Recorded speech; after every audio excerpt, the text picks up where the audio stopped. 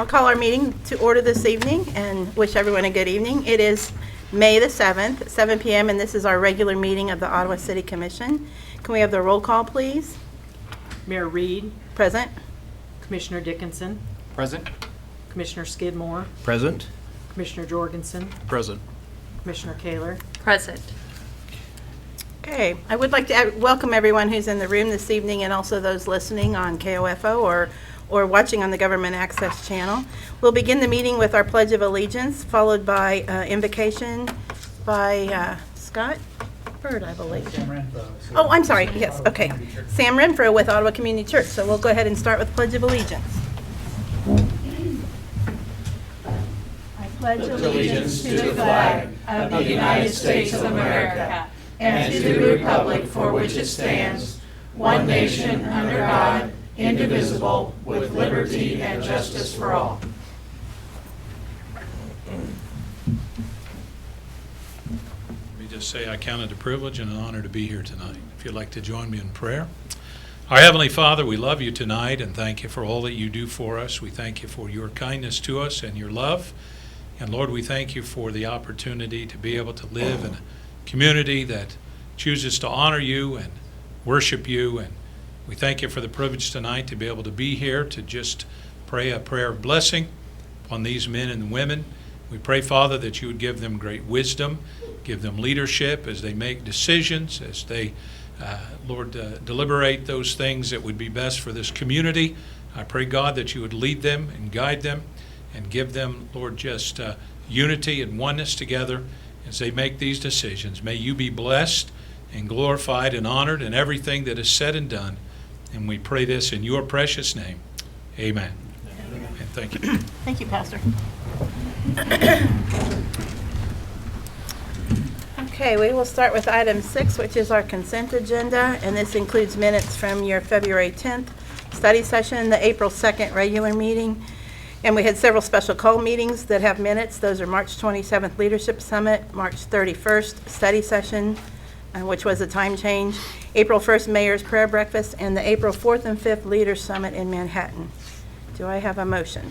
Madam Mayor, I move that we approve these minutes as presented in item 6 as well as the consent approval agenda. Is there a second?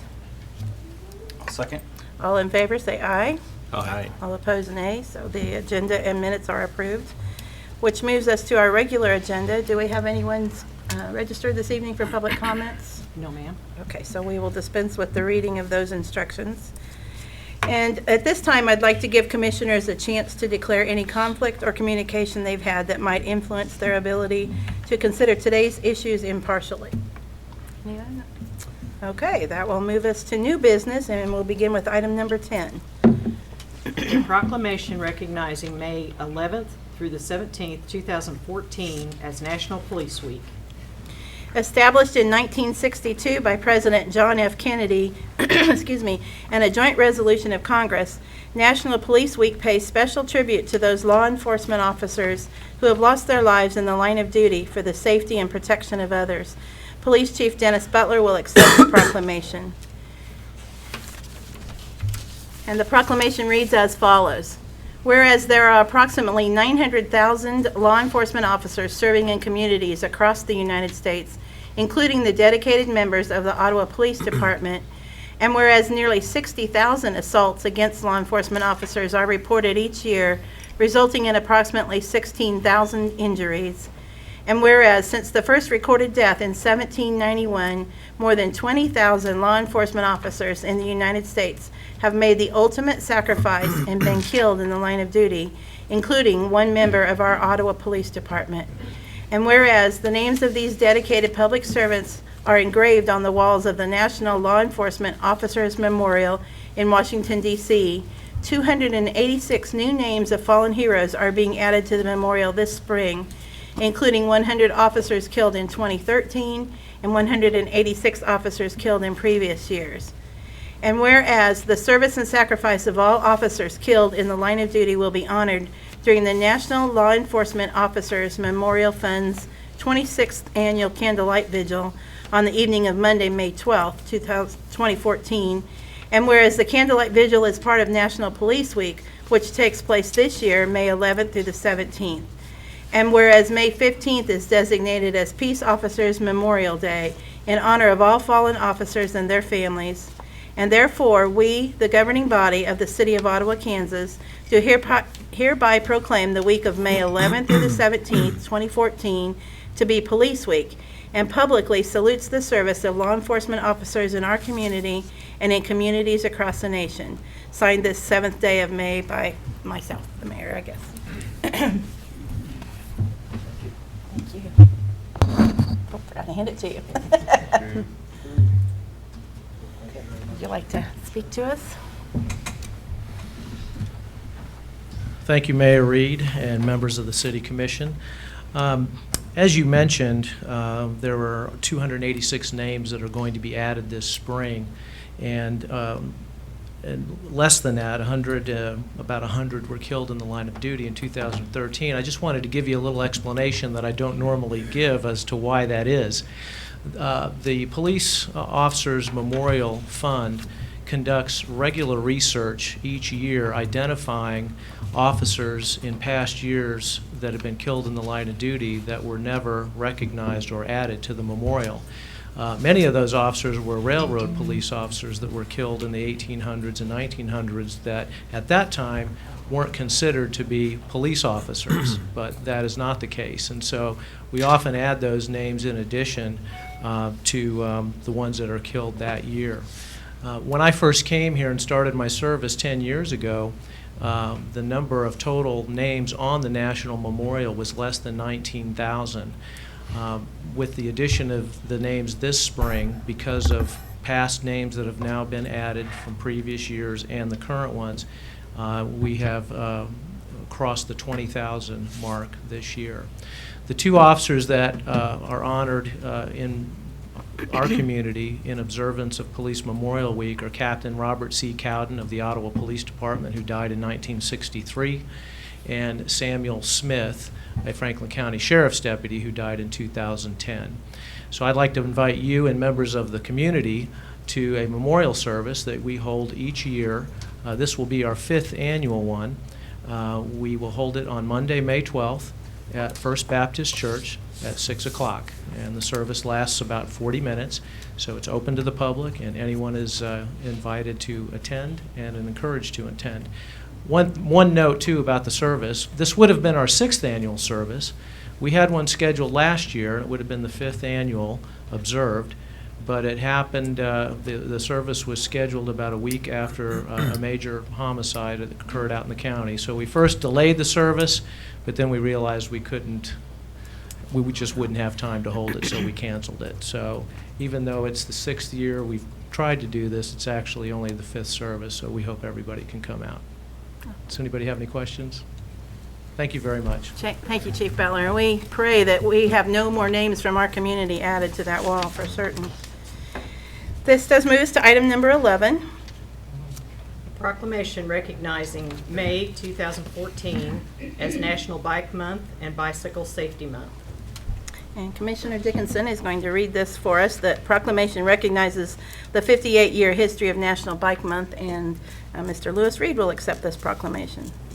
Proclamation reads, whereas the bicycle is a viable and environmentally sound form of transportation and an excellent form of recreation, and whereas millions of Kansans will enjoy the joys of bicycling during the month of May through educational programs, races, commuting events, trail work days, helmet promotion, charity events, or just getting out and going for a ride.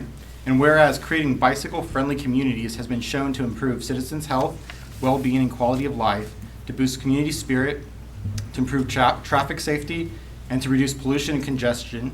And whereas May has been declared National Bike Month for the last 58 years, and so again it is in 2014. And whereas the education of bicyclists and motorists as to the proper and safe operation of bicycles is important to ensure the safety and comfort of all users. And now, therefore, the governing body of the City of Ottawa does hereby proclaim the month of May 2014 as National Bike Month and Bike Safety Month, and the week of May 12th through the 16th, 2014 as Bike to Work Week. And be it further resolved that the governing body of the City of Ottawa urges all road users to share the road safely with bicyclists. Signed the 7th day of May by the Mayor.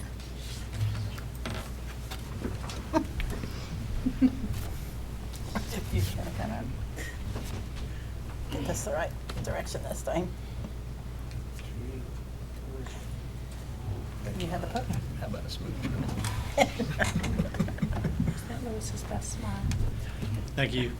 As an avid bicyclist, I would just like to thank the City Commission and the City of Ottawa for the efforts they put into making Ottawa a bike-friendly community. With all the additions of the trails and for biking and walking that Ottawa has added over the last few years, it has definitely become a bike-friendly community. And to realize the importance that bikers are to the community, all one has to do is go out to 17th and Main and see all the out-of-county and out-of-state vehicles and license tags that have come to ride the Prairie Spirit and visit our community. So, thank you. Thank you. And this will move us to item number 12.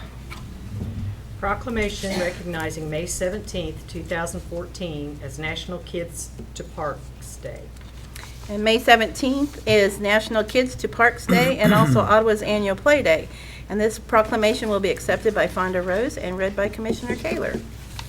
In the effort of full disclosure, I must say that I am biased to parks, and in the last hour, I've been to the park. So I don't know if I needed to declare that at the beginning of the meeting or not, but there it is. Everyone knows I was at the park in the last hour. So the proclamation reads as follows. Whereas May 17, 2014 is the 4th National Kids to Parks Day, organized and launched by the National Park Trust. And whereas May 17, 2014 is Ottawa's annual Play Day for 2014. And whereas outdoor play in our park empowers kids and encourages families to get outdoors and to visit America's parks as well as our local parks. And whereas it is important to introduce a new generation to our nation's parks because of the decline in park attendance over the last decades. And whereas we should encourage children to lead more active lifestyles to combat the issues of childhood obesity, diabetes, hypertension, and hypercholesterolism. I don't think that I said it right, but whereas the National Kids to Parks Day will broaden children's appreciation for nature and the outdoors. And whereas National Kids to Parks Day and Play Day is open to all children and all adults of Ottawa to encourage a large and diverse group of participants. And now, therefore, the governing body of the City of Ottawa, Kansas does hereby proclaim to participate in National Kids to Parks Day and urges residents of Ottawa to make time on May 17, 2014 to take the children in their lives to Play Day at City Park or to another neighborhood, state, or national park. Signed this the 7th day of May, 2014 by our mayor. Fonda, would you like that?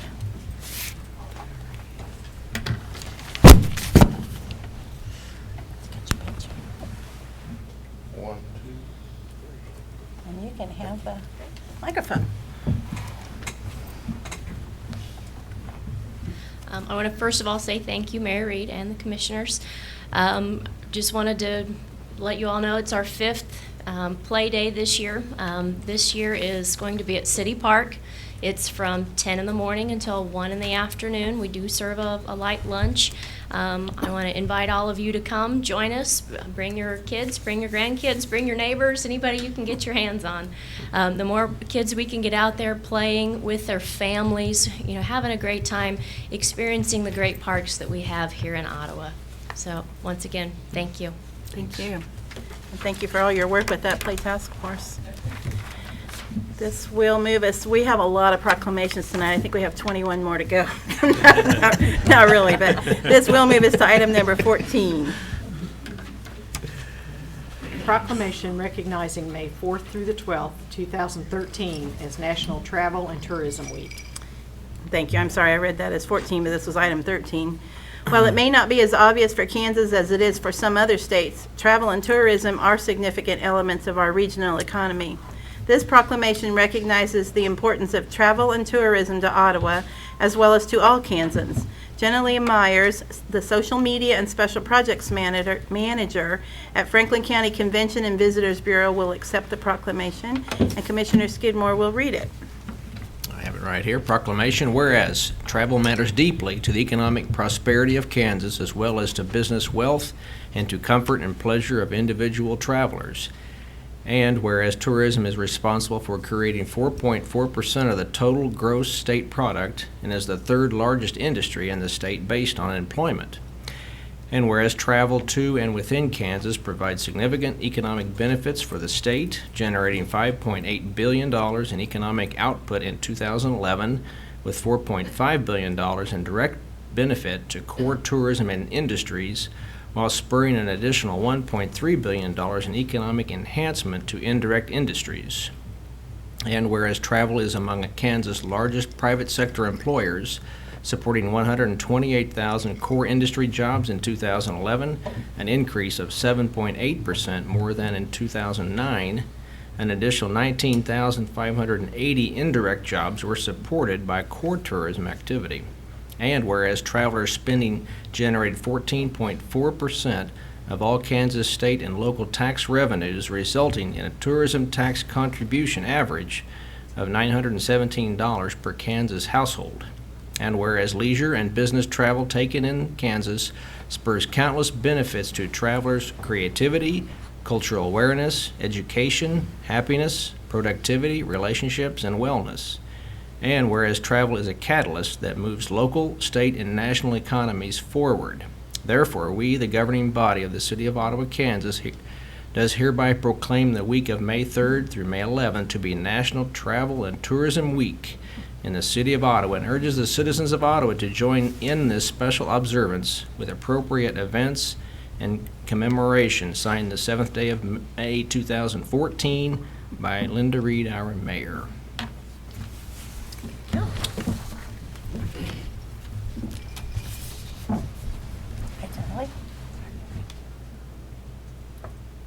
One, two, three. Would you like to say a few words to us? I just wanted to take a quick minute and thank Mayor Reed and the City Commission for passing the proclamation. Obviously, tourism is something much more than what we do out at the Visitor Center on K68. It's the businesses downtown, it's the parks and the rec, it's the arts, the culture, the attractions, the events we put on every single year. And I certainly encourage everyone to get out and tell everyone they know about the great things that Franklin County has to offer. Thank you very much. Thanks. Those numbers are pretty amazing that Commissioner Skidmore read to us, so thank you. That will move us to item 14. Proclamation recognizing May 2014 as Building Safety Month. The International Code Council Foundation created Building Safety Month to expand awareness of the importance of a safe and sustainable built environment and the critical role of building and fire codes and code officials. Wendy Lee, our Director of Planning and Codes, will accept the proclamation, which will be read by Commissioner Jorgensen. And the proclamation reads as follows. Whereas the city's continuing efforts address the critical issues of safety, energy efficiency, and sustainability in the built environment that affects our citizens both in everyday life and in times of natural disaster, give us confidence that our structures are safe and sound. And whereas confidence is achieved through the devoted work of building safety and fire prevention officials, architects, engineers, builders, laborers, and others in the construction industry who work year-round to ensure the safe construction of buildings. And whereas the international codes, the most widely adopted codes in the nation, include safeguards to protect the public from natural disasters such as snowstorms, tornadoes, and fires. And whereas this year's theme, Maximizing Resilience, Minimizing Risks, encourages all citizens to raise their awareness of building safety.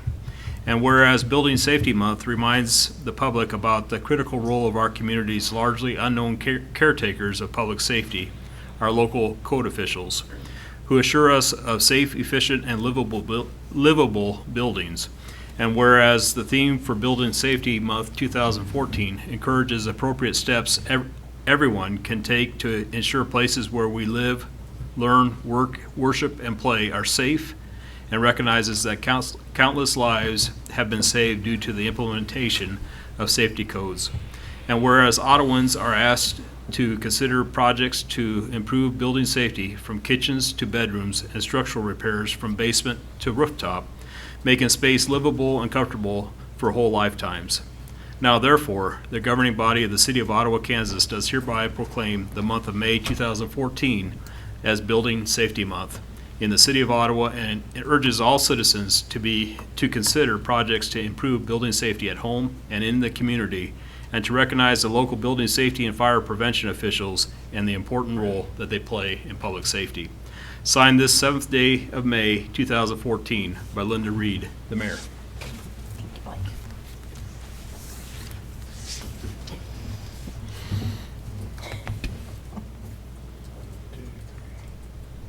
Mike is yours. Good evening, Commissioners. Thank you for the proclamation, Mayor. We're pleased once again to recognize Building Safety Month. We have put a display in the lobby of City Hall so that folks can see some of the situations that we see that they rarely, if ever, would see, as well as just fun things for kids to do to make building safety something that they can understand. On behalf of both the fire staff and the planning and code staff, I'm pleased for the recognition, but it is a team effort, both of those departments as well as the designers, the contractors, the suppliers, to make our buildings safe throughout the community. And we appreciate the opportunity to work with fine folks that do good work here. And as we all know, on occasion, there's an intervention necessary for something to be just a bit more improved and a bit more safe. But we plan to do a little bit more public education during the month and don't have any specific activities to invite you to, but we thank you for the proclamation. Thank you very much. And this will move us to our last proclamation, which is item 15. Proclamation recognizing May 2014 as Community Action Month. And this proclamation recognizes the 50-year history of promoting self-sufficiency for those with limited income. Richard Jackson, Chief Executive Officer of East Central Kansas Economic Opportunity Corporation, known as ECAN, will accept the proclamation. And the proclamation reads as follows.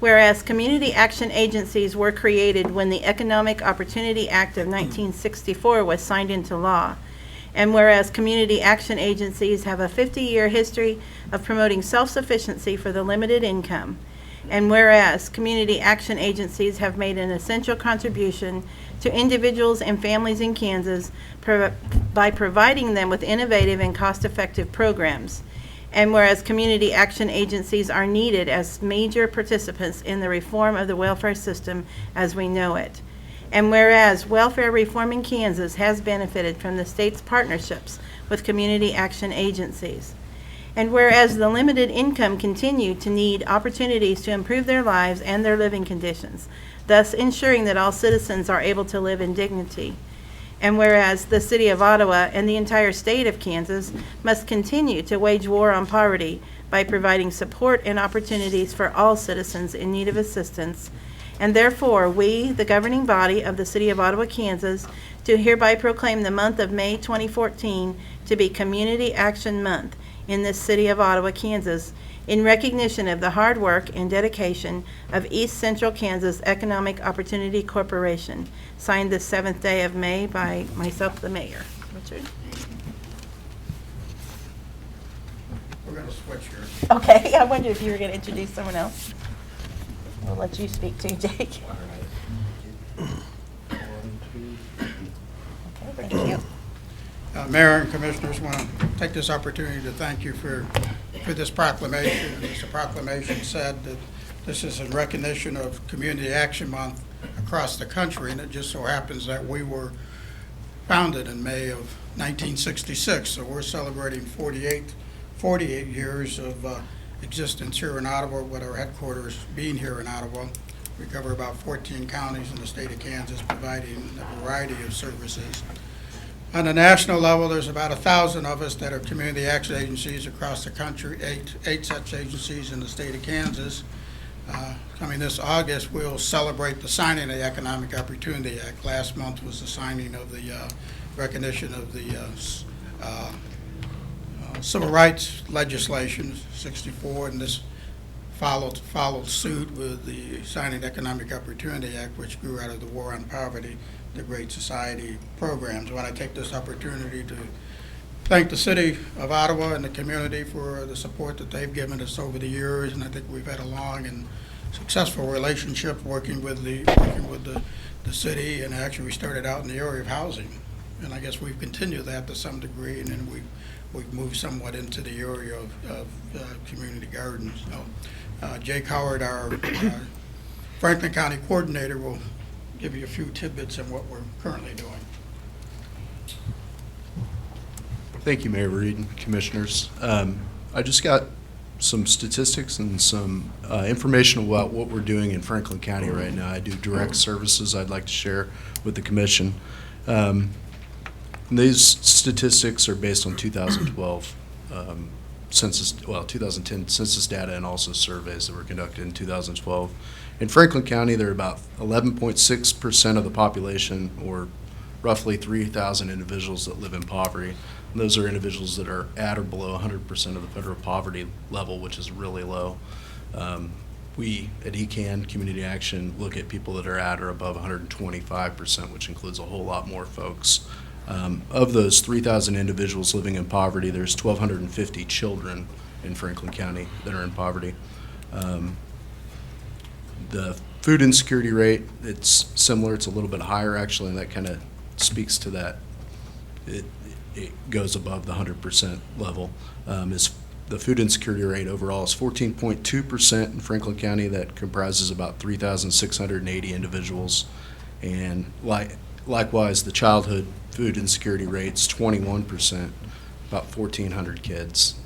ECAN's committed to help alleviate these problems. We do that in a number of ways. I'm not going to talk about all of our services. I'm going to talk about what I'm doing at the community center right now.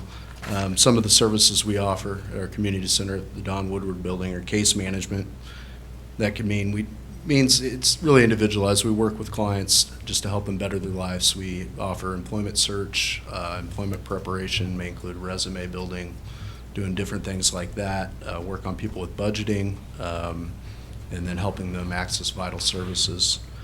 We also do a lot of emergency services. Scott and I were just talking before the commission, been working with the city a lot with the winter assistance program for utilities throughout the winter, and then throughout the year, we've got a really good relationship with the staff here at City Hall and trying to assist people that need some help with utility bills. We also help with rent and emergency temporary shelter. Of course, we do a school supply program every year. We help kids get school supplies. Low-income children, it's a struggle a lot of times to get just the basic stuff needed to go to school. So we work in, last 3 years, we've worked in partnership with communities and schools and also offering a resource and readiness fair. We had 16 different agencies attend the resource and readiness fair last year to provide information to parents and their kids, and it was a really, really cool thing. Big thing that we're doing right now, and the reason we moved over to the Don Woodward Center, is we do a lot of weekly food distributions. In the last year, I totaled these up today, and this was from May last year to today. We've distributed over 132,519 pounds of food, serving 9,931 households, comprised of 16,247 adults, 7,940 children, and 5,103 elderly individuals who have access to that service. Monthly, we just did this today at the Armory. We offer, in coordination with Harvesters, the Harvesters Mobile Food Pantry. Throughout the last year, we've distributed nearly 100,000 pounds of food through that program, served nearly 5,000 households, 8,000 adults, 4,000 children, and 2,000 seniors. So those are just some of the things we're doing, and we're committed to keep doing that, and hopefully next time we're up here, some of these numbers have gone down. Thank you. Well, we thank you both very much for coming this evening to accept that, and we thank everyone in your agency. I don't know where our community would be without you and the partnering companies you work with and agencies, so thank you very much. I would say to this evening, I'm thankful for all of our reading teachers, because we've put those skills to practice tonight. So, that will move us on to item number 16. Your resolution to establish a public hearing for the consideration of the condemnation of the property located at 916 North Main. This resolution will establish a public hearing to be held at 7 p.m. on Wednesday, July the 2nd, for the consideration of the condemnation of the property located at 916 North Main. And I believe Mrs. Lee is going to give us a short intro on these three resolutions. Good evening again. Yes, there are three resolutions on your agenda tonight to deal with three different properties, 916 North Main, 715 South Ash, and 739 Funston. These are properties that have deteriorated and over a period of time.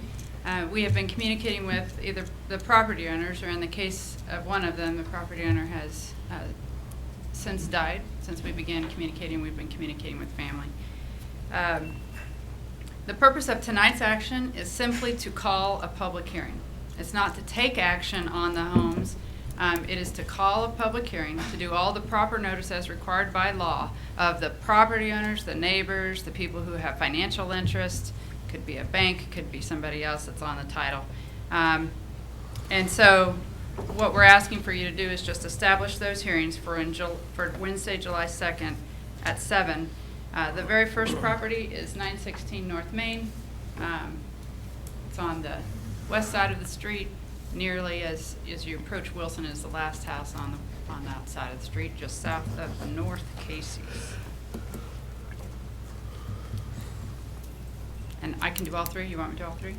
I would say let's go Okay. through all three, and All then right, we'll well, take we're just going to action. look at the pictures of each one. 715 South Ash is the second resolution that you'll consider tonight. And this property has some foundation problems as part of the issue, as well as when you read into the reports, there's additional structural concerns. And the last property is 739 Funston.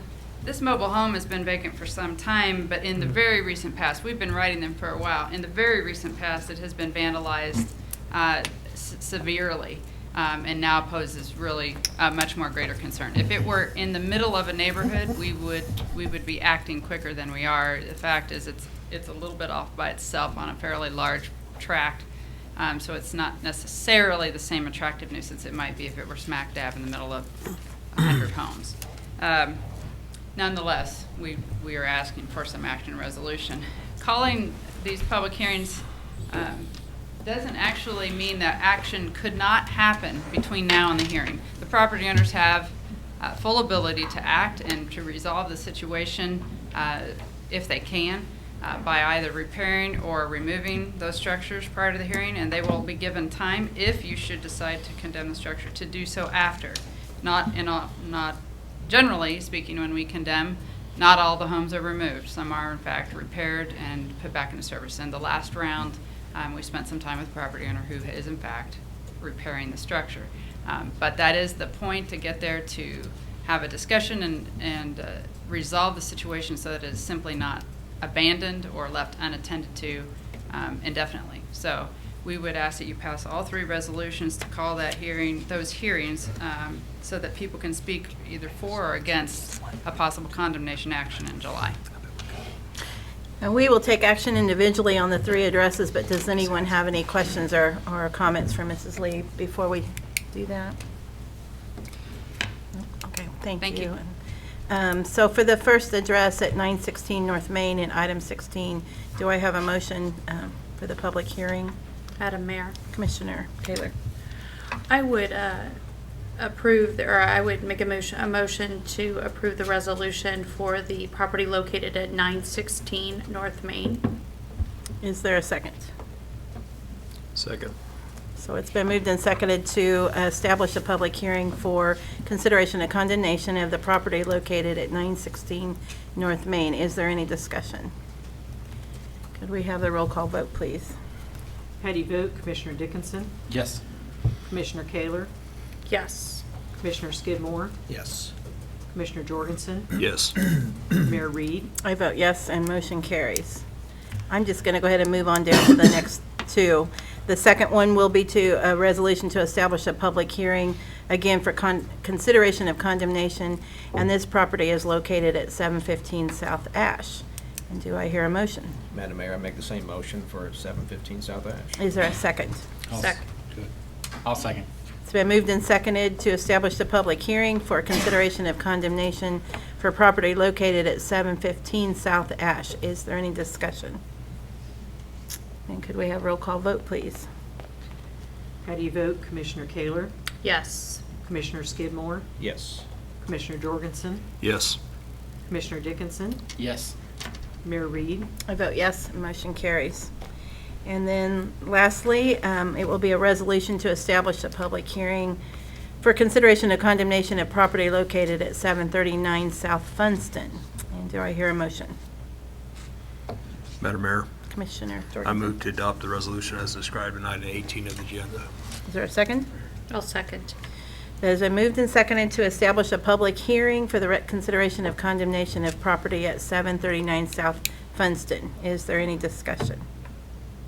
If not, can we have a vote, please? How do you vote? Commissioner Skidmore, Yes. Commissioner Jorgensen, Yes. Commissioner Dickinson, Yes. Commissioner Kaler, Yes. Mayor Reed. I vote yes. Motion passes. And again, those are just establishing public hearings, which will be on July the 2nd. So for anyone listening, just so you know what action we're taking at this point. And that will move us then to item number 19. A request to approve the capital improvement plan for 2014 through 2018. The Planning Commission recommends approval of the capital improvement plan with a 5-0 vote. Mr. Neinstedt, or Mr. Byrd, I'm sorry, I didn't see that you'd stepped up there, so you're going to talk to us about this. Good evening.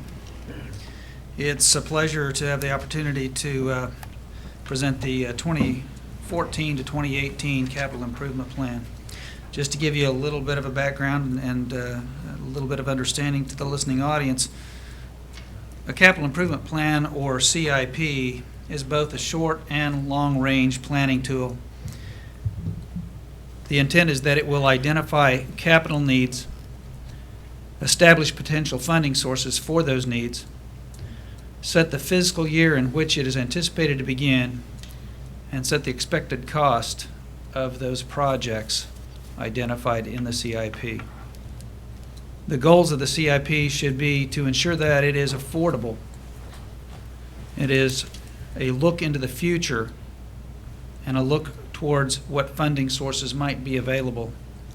In particular, grants, loans, partnerships with other entities such as the State Highway Department, the Federal Transportation Authority, and in the case of our playground, Kaboom. Other goals include an emphasis on long-term planning, and in this case, the long-term list actually extends out to 2034. So it is a long shot look, and then we bring that down and condense it into a 5-year plan.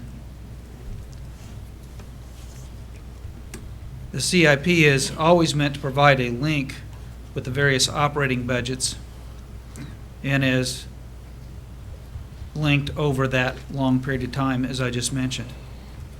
The origin of the projects that are included, some of which you see there, and there's some more on the next page down. But the origin comes from various master plans and studies conducted on behalf of the city. Also from various boards and commissions such as the Airport Advisory Board, the Play Task Force, and the Stormwater Utility Committee, and from citizens, commissioners, and staff recommendations. I would stand for any questions that you might have. Any questions for Mr. Byrd? Comments? Staff recommendation is for approval, please. Thank you. So at this point, I would entertain a motion to approve the capital improvement plan. Madam Mayor, Commissioner Jorgensen. I move to approve the capital improvement plan as presented by Mr. Byrd. And is there a second? I'll second that. So it has been moved and seconded to approve the capital improvement plan as presented for the years 2014 through 2018. Is there any discussion? I'll just point out that on the surface, it could seem kind of just like numbers, but I think this is kind of an exciting thing too. You can kind of see the future development of the community, and some of those are fun things like parks, and some of those are not so fun things like sewers, but they're necessary just as well. So I think that that's kind of an important thing for people to see, that there's a kind of a plan in place to move forward. Yeah, thank you. Anything else? Not, could we have the vote, please? How do you vote? Commissioner Jorgensen? Yes. Commissioner Dickinson? Yes. Commissioner Kaler? Yes. Commissioner Skidmore? Yes. Mayor Reed? I vote yes, and motion carries, and the capital improvement plan is approved. And that will move us to the report by city manager. I have nothing. All right. Okay, then we will move on to report by city commissioners, and we'll start down here with Commissioner Dickinson. Nothing. Sarah? I actually just have one comment. I was, when I was listening to the proclamations, I was struck by the number of 20,000 policemen that have lost, or police individuals that have lost their lives, and thinking that if we equate that to, that is nearly the size of Franklin County, which would be every single citizen in Franklin County, if you think about that. And nobody, I don't know one single person that gets up in the morning and goes to work and thinks that they may lose their life by actually just working. And so my hats are off to our individuals who take care of our public safety, not only our police officers, but our fire department and the EMS, and those individuals who are working at the hospital, and those individuals that are just making sure that we can stay safe every single day. And I would encourage you to thank somebody who is helping to make sure that our public can stay safe. Thank you, Commissioner. Commissioner Skidmore. I don't always agree with our Supreme Court, but they got it right recently when they voted 5-4 to allow public prayer in our chambers here. I don't think any of us sitting with me would pretend to think that we can do this job without divine help and intervention, and so I'm just glad they got it right. So I thank Mr. Byrd and the pastors in the city that come and start a program with prayer. I think that's a wonderful thing. I hope it continues. Looks like it will now, so I'm thankful for that. Also, I had a 16-year-old daughter that when she was learning to drive on the I-35, she was really afraid of the big trucks. And I tried to tell her that those trucks, they're more afraid of you than you are of them. And I don't think she believed me, but she's a good driver now, and she shares the road with trucks very bravely. Recently, we had some safe drivers that got some awards here in Ottawa, and I want to call out to these people, these men. Sam Harder, he was a Kansas Motor Care Association Driver of the Year. He was awarded this here about a month ago in Topeka, so we're really proud of Sam. Not only that, Sterling Farbers, Walmart Transportation in Ottawa, was chosen as a Safety Professional of the Year. And beyond that, we had 3 other drivers that got the Drivers of the Month awards through this last year. Stan Geiza, hope I'm pronouncing that right, Todd Sarver, and Jim Sullivan. So we're really proud of these gentlemen that put Ottawa on the map.